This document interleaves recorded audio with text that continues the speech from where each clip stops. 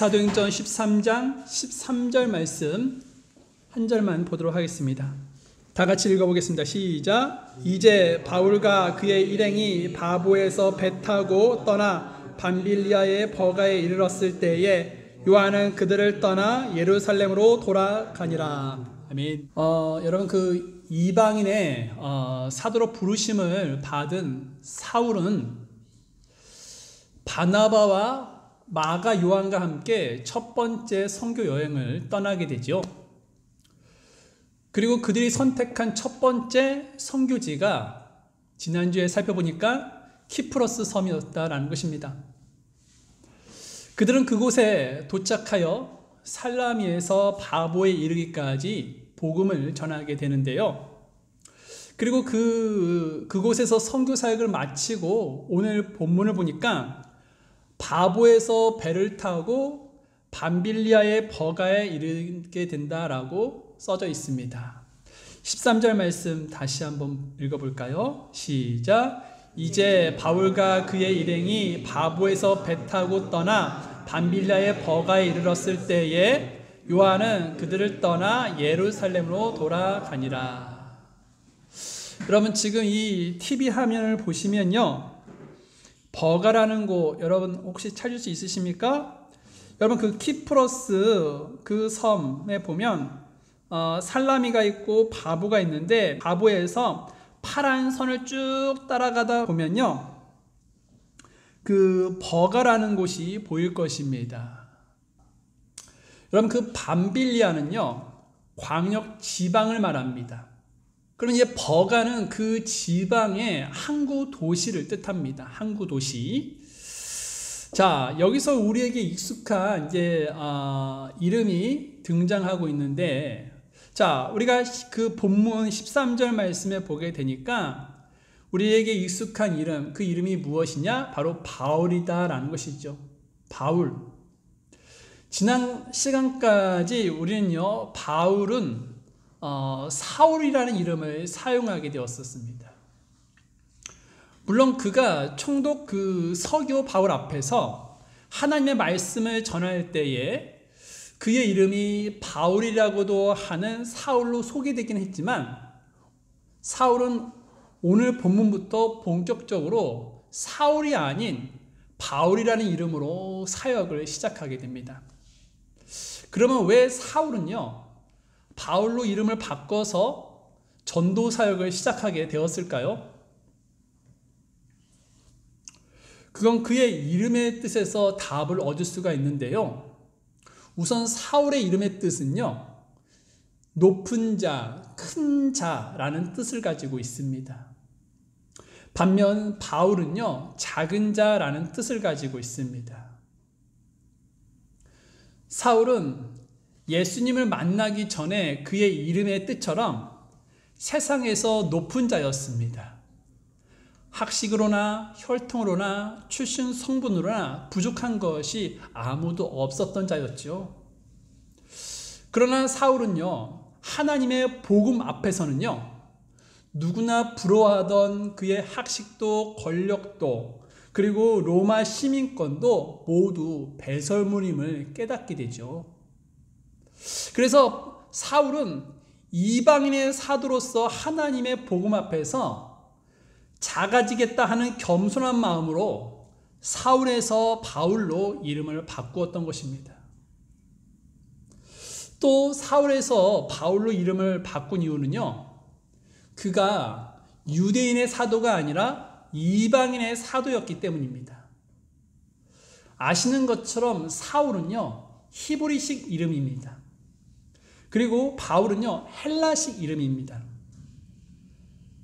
사울은 유대인들을 상대로 부르심을 받는 자가 아니라 이방인들을 상대로 부르심을 받았기 때문에 이방인들에게 더욱 친근하게 다가가기 위해서 그렇게 이름을 바꾸었던 것이죠. 선교사님들을 보면요, 현지인들에게 친근하게 다가가기 위해서 대부분 그 나라 사람들이 부르는 이름으로 계명을 하게 됩니다. 우리나라에 처음 들어왔던 그 언더우드 선교사도요, 한국식 이름으로 원두라는 그런 이름을 사용하면서 사역을 했었습니다.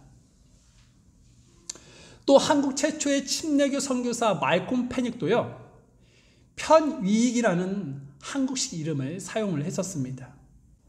이처럼 사울은요, 이방인들에게 향하고 있었기 때문에 헬라 이방인들에게 친숙한 그런 헬라식 이름인 바울이라는 이름을 사용하여 이방 지역에서 전도 열매의 결실을 보기 원했던 것이죠.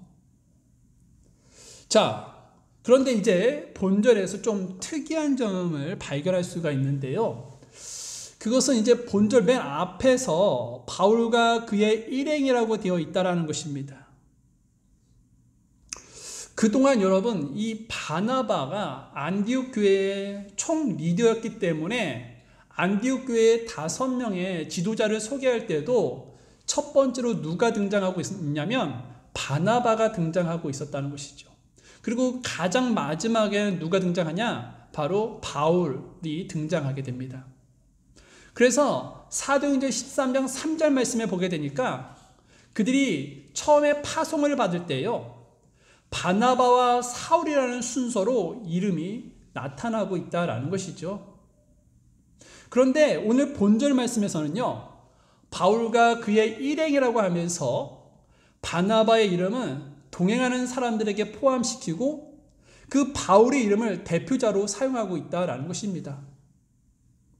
이것을 보면 지금 무엇을 알 수 있냐면 성교의 리더의 변화가 생겼음을 알 수가 있다는 것이죠. 원래 바나바가 리더인데 키프로스에 와서 보니까 바나바는 자기 고향이긴 하지만 이 헬라 지역에서는 바울이 자기보다 훨씬 더 사역을 잘하는 것을 느끼고 그 리더의 자리를 바울에게 넘겨주었던 것입니다. 그렇다고 이후 계속 이 바울이요, 리더로서 주도한 것은 아닌 것 같습니다. 왜냐하면 이후에 바울과 바나바라는 순서로 나오지만 바나바와 바울이라는 순서로도 나오고 있기 때문이라는 것이죠. 이것은 무엇을 말해줍니까? 두 사람의 관계가 윗사람과 아랫사람의 관계가 아니라 동역의 관계였음을 알 수가 있는 것이죠. 두 사람은 누구 한 명이 고정적인 역할을 감당하지 않고 동역의 관계 속에서 때론 바울이, 때론 바나바가 리더의 자리를 맡아 선교 여행을 리드했습니다. 교회에서도 이러한 관계로 교회를 섬겼으면 좋겠습니다. 세상에서는 계급이 있습니다. 하지만 교회 안에서는 계급이 없습니다. 교회는 모두 다 동역의 관계입니다. 목사는 높고 성도는 낮은 것이 아닙니다. 기능과 은사를 따라 주어진 일이 다를 뿐이지 우리는요, 그리스도 안에서 다 같은 협력자요 믿음의 친구들입니다. 그래서 바울은 자기를 돕는 그 브리스길라와 아굴라를 향해서 나의 협력자들이라 라고 말을 하게 됩니다. 로마서 16장 3절 말씀을 잠깐 살펴볼게요. 로마서 16장 3절입니다.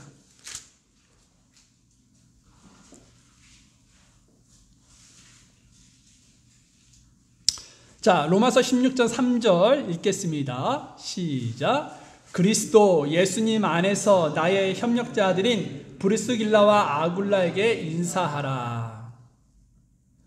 바울은 교회의 목사이고 그리고 브리스길라와 아굴라는요, 성도이지만 이 바울은 그들을 아랫사람으로 대하지 않았다라는 것입니다.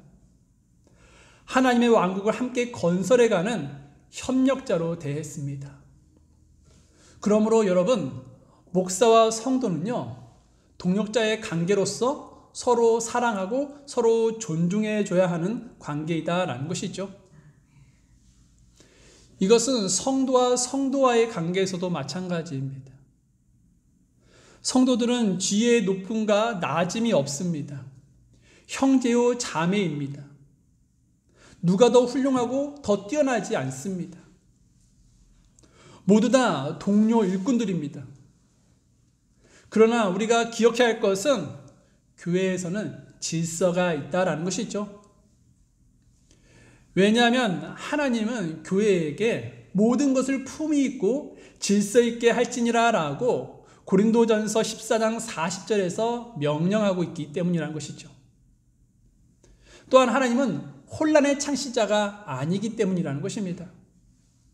고린도전서 14장 33절 말씀에 보게 되니까 성도들의 모든 교회에서처럼 하나님은 혼란의 창시자가 아니요 화평의 창시자니라 라고 말씀하고 있습니다. 하나님은 혼란의 창시자가 아니십니다.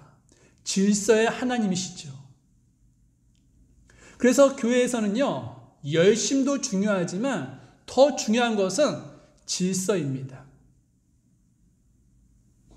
하나님께서 세우신 리더가 있는데 자기보다 어리다고, 못 배웠다고, 가난하다고, 능력이 없다고 해서 리더를요, 가르치려고 하거나 무시하는 발언을 해서는 안 됩니다. 사실 교회를 섬기는 그 리더들은요, 사람이 세우는 것 같지만 누가 세우는 것이냐? 네, 하나님께서 세우십니다. 잠언 19장 21절 말씀에 보게 되니까 사람의 마음에 많은 계획이 있을지라도 주의 뜻 그것만 서리라 라고 말씀하고 있습니다. 교회를 섬기는 일꾼들은요, 주님의 뜻대로 세워지는 것입니다. 그래서 성도들은요, 하나님께서 세우신 그 리더십에 불만을 갖지 말고 리더에게 주신 그 재능과 권위를 인정하고 세워주면서 잘 따라야 한다는 것이죠. 특히 예수님께서 세우신 교회의 목사나 집사들을 사랑하되 극진히 사랑해야 합니다. 그리고 말씀을 가르치는 그 목사를요, 2배나 존경하고 귀중히 여겨야 합니다. 디모데전서 5장 17절 말씀인데요, 잠깐 다 같이 볼까요? 디모데전서 5장 17절 말씀입니다.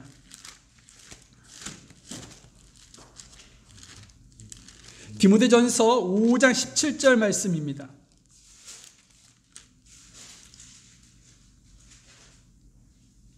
자, 읽겠습니다. 시작. 잘 다스리는 장로들을 2배나 존경할 자로 여기되 특별히 말씀과 교리로 수고하는 자들에게 그리할지니라. 여기서 장로들은 목사를 말하는 것이죠. 자, 그리고 또 데살로니가 5장 12절에서 13절 말씀도 살펴봤으면 좋겠는데요. 데살로니가 전서 5장 12절에서부터 13절까지 말씀입니다. 데살로니가 전서 5장 12절에서 13절.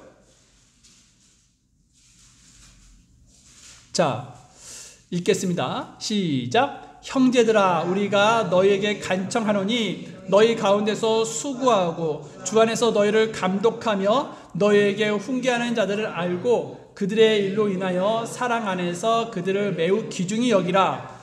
또 너희끼리 화목하게 지내라. 그러므로 여러분, 우리는요, 말씀을 전하고 가르친 일에 수고하는 그 목회자들요, 2배나 존경하고 귀하게 여기며 특히 마귀에게 패하지 않도록 힘써 기도해 줘야 한다는 것이죠. 마귀는 교회를 흔들기 위해서 먼저 누구를 흔드냐? 목사를 흔들게 됩니다. 그래서 목사들은요, 외롭고요, 또 힘든 영적 싸움을 하게 되는 것이죠. 그러나 성도들이 사랑과 기도로 목회자들을 존경하면요, 목회자는 힘을 얻고 위로를 받고 또 더욱 하나님의 말씀 선포와 가르치는 일에 전념하게 된다라는 것이죠. 그러면 결국 누가 복을 받게 되냐면 성도들이 복을 받게 된다는 것입니다. 또 유익을 또 누가 얻습니까? 성도들이 얻게 되는 것이죠. 또 은혜는 누가 받습니까? 성도들이 은혜를 받게 된다는 것입니다. 믿으십니까? 네. 자, 바울과 그의 일행들은요, 밤빌리아 버가에서 여정을 풀고 나서 이제 비시디아 안디옥으로 향하고자 했었습니다. 그런데 문제가 생기고 말았습니다. 본절 하반부 말씀에 보게 되니까 사도행전 13장 13절 말씀 하반부를 보니까 바울과 바나바를 섬기는 그 마가 요한이요, 그들을 떠나서 예루살렘으로 가버렸다라고 되어 있다는 것이죠. 그러면 왜 이렇게 이때 마가 요한이 중도 이탈을 하여서 예루살렘으로 돌아갔던 것일까요?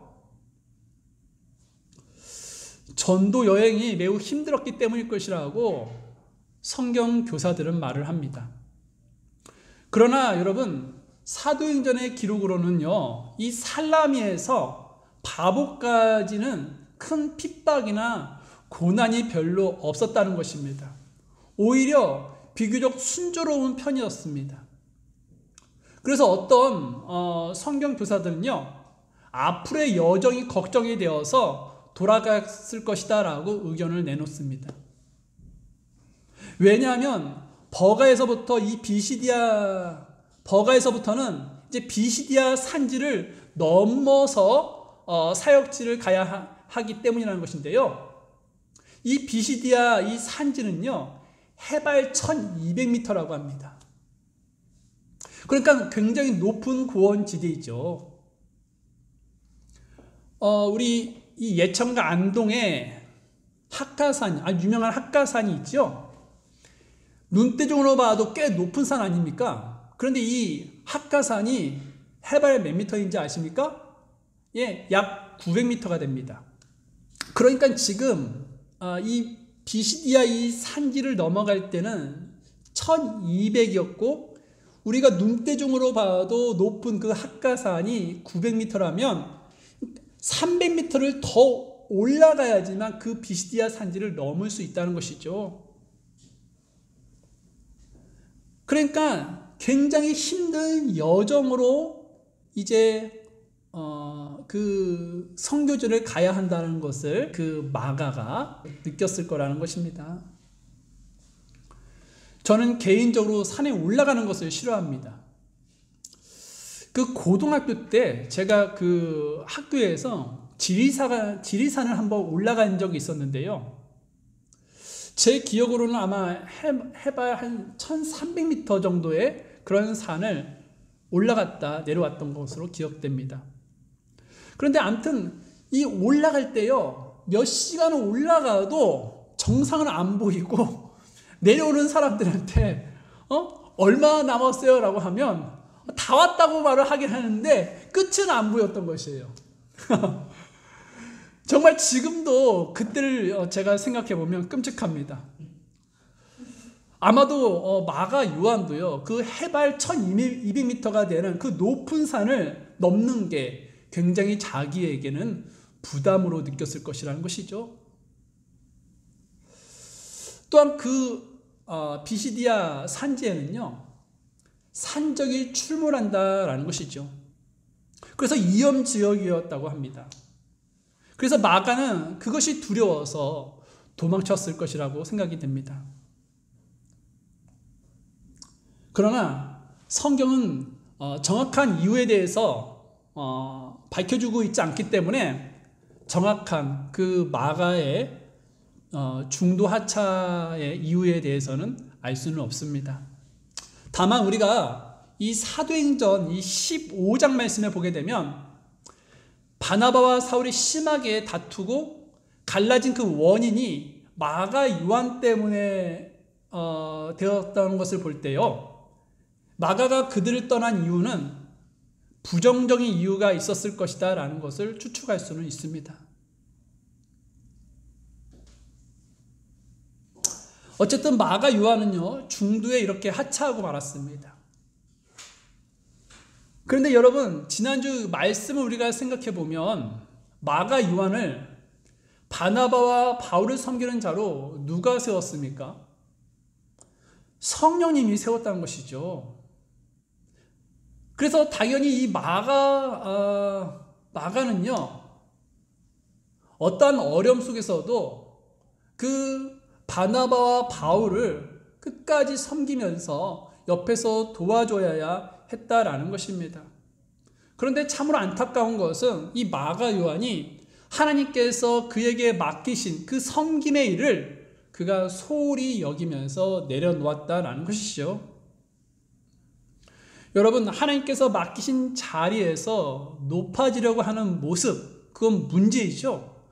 그런데 맡기신 일에 대해서 대수롭지 않게 여기는 그 일도요, 문제라는 것입니다. 작년 말에 우리는요, 한 해 동안 하나님께서 베풀어 주신 그 은혜에 대해서 감사하면서 각자 섬김의 일을 자원했었습니다. 그 섬김에는 잘 드러나지 않은 그런 작은 일도 있고요. 또 귀찮고 힘든 일도 있습니다. 하지만 우리가 기억해야 할 것은 그런 일을 최선을 다하고 신실하게 감당할 때 하나님은요, 그 모습을 귀하게 여겨주신다라는 것이죠. 뿐만 아니라 하나님은요, 그 모습을 보고 잘하였도다, 선하고 신실한 종이다라고 칭찬하신다는 것입니다. 그리고 그에 따른 보상도 해주신다는 것이죠. 정말일까요? 우리가 달란트 그 비유를 우리가 생각해 보면 됩니다. 어떤 주인이 자기 재산을 종들에게 맡기고 여행을 떠나게 되는데요. 어떤 사람에게는 5달란트, 어떤 사람에게는 2달란트, 어떤 사람에게는 1달란트를 주고 떠납니다. 그리고 어느 날 그 주인이 돌아와서 그 달란트 받은 자들이 각각 어떻게 장사를 했는지, 어떻게 그 달란트를 관리를 했는지 알아보고자 그들을 불렀었지요. 5달란트 받은 자가 주인 앞에 나와서 저는 장사를 해서 5달란트를 더 많이 벌게 되었습니다라고 보고하게 됩니다. 그러자 주인이 뭐라고 했는지 아십니까? 마태복음 5장 21절 말씀을 잠깐 살펴보겠습니다. 마태복음 5장 21절입니다. 25장 21절입니다. 마태복음 25장 21절입니다.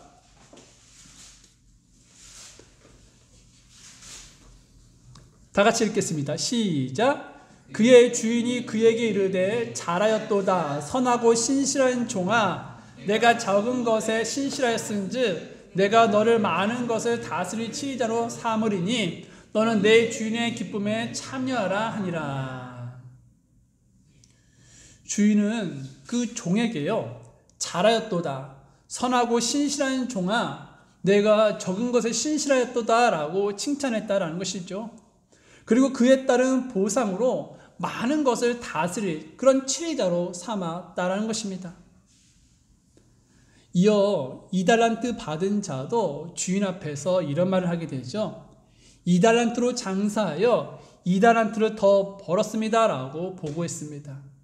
그러자 주인은 뭐라고 했습니까? 23절 말씀 읽겠습니다. 시작. 그의 주인이 그에게 이르되 잘하였도다 선하고 신실한 종아 내가 적은 것에 신실하였은즉 내가 너를 많은 것을 다스릴 치리자로 삼으리니 너는 내 주인의 기쁨에 참여하라 하니라. 주인은 그 종에게 또 말을 했었죠. 선하고 신실한 종아 내가 적은 것에 신실하였도다라고 칭찬을 하게 된다는 것이죠. 그리고 그에 따른 보상으로 많은 것을 다스릴 치리자로 삼았습니다. 이어 1달란트 받은 자도 와서 주인에게 보고를 하게 되는데 자신은 주인이 엄한 사람이고 또 뿌리지 않는 데 거두는 그런 흙 부러지지 않는 데에서 모으는 줄 알기 때문에 두려워서 그 달란트를 감추었다가 지금 주인에게 드린다라고 보고를 하게 됐죠. 그러자 주인은 뭐라고 했습니까? 26절에서부터 28절까지 말씀을 보겠습니다.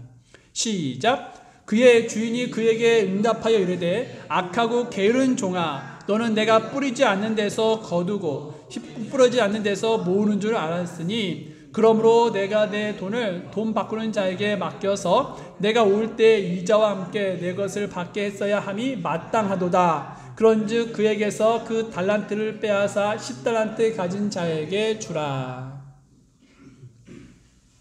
여러분, 주인이 맡긴 그 달란트를 신실한 자세로 장사한 자들에게는 인정을 해주면서 그에 따른 보상도 해줬다라는 것입니다. 그런데 그렇지 않고 맡긴 달란트에 대해서 소홀하게 생각하고 또 게으름을 핀 자에게는요, 악한 종이다라고 책망을 했다라는 것이죠. 그러므로 여러분, 우리는요, 주님께서 우리에게 맡기신 그 일에 게으름을 피워 악한 종이라고 책망을 들어서는 안 되겠습니다. 더불어 우리는요, 신실한 모습으로 최선을 다해서요, 주님께 잘하였도다, 선하고 신실한 종이라고 칭찬받고 그에 따른 보상도 받기를 바랍니다. 자, 마가 요한은 이제 중간에 전도 여행을 하차하게 되죠. 그건 마가 요한이 그 사역에 실패한 것이라는 것입니다. 그런데 놀라운 것은 세상 사람들은 이 마가 요한이 실패자라고 손가락질해도 성경은 그를 실패자라고 보지 않는다는 것이죠. 빌레몬서 1장 24절 말씀을 보게 되니까 마가를 나의 동료 일꾼 마가라고 소개하고 있다는 것이죠. 또 골로새서 4장 10절 말씀을 보게 되니까 바울은요, 마가가 나와 함께 갇힌 자라고 말하면서 마가가 골로새 교회에 오거든 그를 받아들이라고 부탁하고 있다는 것입니다.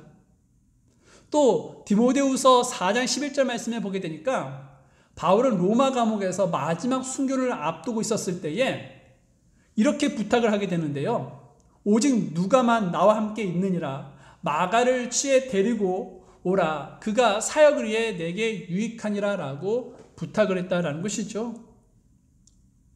한때 이 마가는요, 바울의 마음을 아프게 했던, 힘들게 했던 자였습니다. 그런데 그 마가가요, 그 바울의 죽음에 직면하고 있었을 때에 꼭 한번 보고자 했던 그런 위로의 얼굴이었고 기쁨의 얼굴로서 지금은 서 있다라는 것이죠. 그리고 베드로전서 5장 13절 말씀을 보게 되니까 이 베드로가 마가를 내 아들 마가라고 부를 정도로 이 마가는요, 신실한 자로 성장해 있었다라는 것입니다. 마가는 한때 실패자였습니다. 또 겁쟁이였죠. 또 배신자였습니다.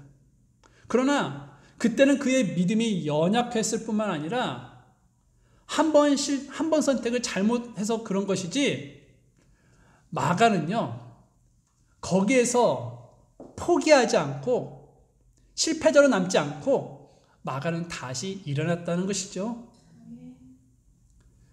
그는 바울과 함께 감옥에 갇히기도 하고 또 베드로의 영적 아들로서 생명을 바쳐서 복음의 사역에 힘쓰게 되었죠. 그는 후에 복음서 중에 하나인 마가복음도 써오게 됩니다. 그는 그렇게 실패자로 끝나지 않고 승리자로 인생 역전을 하게 되죠. 여러분, 인생은요, 실패할 때 끝나는 것이 아니라 포기할 때 끝나는 것이다라는 말이 있습니다. 실패했다고 무조건 끝나는 것이 아니죠. 어느 누구도 숨을 거두기 전까지는요, 그 사람의 인생이 실패했다고 못 박을 수가 없습니다. 야구는 9회 말 투아웃부터 시작이다라는 말이 있습니다. 게임이 끝나기 전까지는 과정일 뿐입니다. 과정 중에 실패할 수 있습니다. 과정 중에 넘어질 수 있습니다. 과정 중에 도망칠 수 있고 죄를 범할 수가 있습니다. 그러나 마지막에서 승리하면 그 사람은요, 실패자가 아니라 위대한 승리자가 되는 것이죠. 에디슨은요, 전구 하나를 만들기 위해서 무려 몇 번이나 실패를 하게 되냐면 9,999번이나 실패를 하게 됩니다. 그런데 오늘날 많은 사람들은요, 그 에디슨을요, 실패자라고 생각하지 않습니다. 왜 그랬을까요? 바로 그는요, 10,000번째 그 전구를 성공했기 때문이라는 것이죠. 여러분, 실수하지 않는 사람은 없습니다. 실패 한 번 안 하고 성공한 사람은 없습니다. 사람은 실수할 수밖에 없는 연약하고 불완전한 존재입니다. 실패는 우리의 적이 아닙니다. 성공으로 가는 과정일 뿐입니다. 왜냐하면 하나님은요, 그 실패한 자에게 기회를 주시는 분이시기 때문이라는 것이죠. 하나님은요, 회복할 시간을 주십니다. 두 눈이 뽑힌 그 삼손을 생각해 보십시오. 사람들이 보기에 그 삼손은 실패자라고 생각했을 수 있습니다. 그러나 하나님은 그에게 마지막에 힘을 주셔서 원수를 갚게 하셨는데요. 성경 기록에 의하면요, 이 삼손이 죽을 때 죽인 자가 살았을 때 죽인 자보다 더 많았다라고 말씀하고 있습니다. 또 여러분, 다윗이 그 밧세바를 범하고 무너졌을 때 하나님은 다윗에게 무작정 징계하지 아니하시고 회개할 수 있는 기회를, 그리고 또 회복시켜 주셨다라는 것이죠. 또 여러분, 그 베드로가 예수님을 3번이나 부인하지 않았습니까? 그래서 베드로는요, 낙심해서요, 고개를 떨구며 있었는데요. 그런 자에게 예수님은 찾아가셔서 내가 나를 사랑하느냐라고 물으심으로 베드로를 회복시켜 주셨다라는 것입니다. 여러분, 마가도 실패했지만 그는 결국 다시 회복했습니다. 그러므로 여러분, 우리가 아무리 아픈 시련을 만나고 또 어떤 좌절과 실패를 만난다 할지라도 우리가 포기하지만 않는다면 우리는 다시 회복될 수 있고 다시 일어날 수 있다라는 것이죠. 잠언 24장 26절 말씀을 보게 되니까 의인은 7번 넘어질지라도 다시 일어나거니와 사악한 자는 넘어져서 해악에 빠지느니라 라고 말씀하고 있습니다. 의인의 특징은 7번 실패하고 7번 넘어져도 다시 일어난다는 것이죠.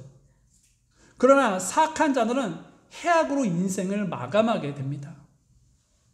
여러분, 우리는요, 주님의 피로 인해서 의롭다 인정받는 의로운 자들 아닙니까? 다시 쉽게 말하면 의인들 아닙니까? 그러므로 여러분, 우리는요, 마가처럼 7번 넘어질지라도 다시 일어나서 최후의 승리자가 될 것이다 라는 것이죠. 그러므로 여러분, 우리는 지금 실패했다 할지라도 낙심하지 마시고 주님이 나에게 기회를 주실 것을 기대하면서 주님 앞에 회개하며 주님 앞에 나아가는 믿음의 성도들이 될 수 있기를 바랍니다. 자리에서 일어나겠습니다. 저는 여러분을 주님께로 초청합니다.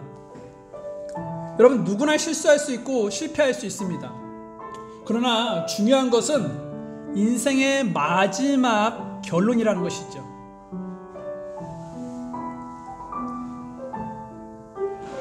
마지막 평가이라는 것이죠.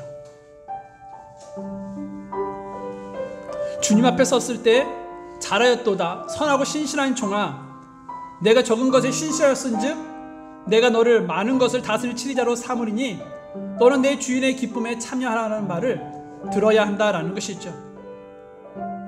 우리가 예수님을 만나서 시작하는 것,